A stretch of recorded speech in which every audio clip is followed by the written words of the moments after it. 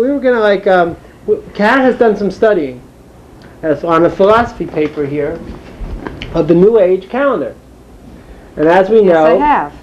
and the New Age calendar is a resolution to the United Nations in the United States to start a scientific calendar based on the scientific measurements of the universe. After the year 1999, to make everything simple for everybody, we go to the year 0 of the scientific calendar. It's kind of like the metric switchover for the calendar.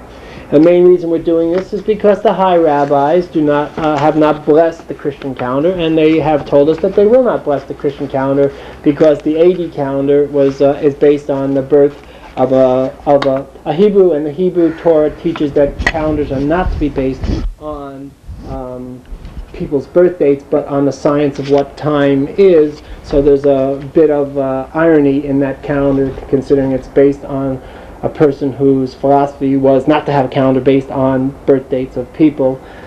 And to rectify it all, we just start over from 0, a scientific calendar, after the year 1999, and begin the New Age calendar at that point. And Kat, you has studied this. Do you have any questions or anything? Oh, yes, I do. I have a question.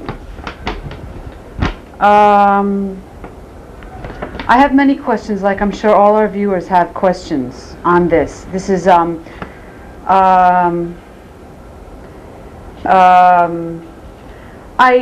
question I have is why did Christ come 2,000 years ago? Why doesn't he come today? And perhaps the Christian calendar was instituted to remind us of a man that lived 2,000 years ago. And I believe in the year 2000 that the consciousness of the man, Jesus Christ, and the message of the Son of God will be, perhaps the human mind, the human race needed 2,000 years in order to evolve to the point where their minds, their intellects, and their spiritual capacity could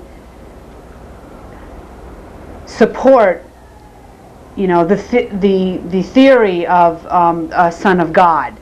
So I believe at the point, in year 2000, I believe that perhaps our race will be able to accept his birth, and the religions of the world can see a wholeness in and be able to discard the prejudice, and we'll be ready for something such as a calendar that you have proposed.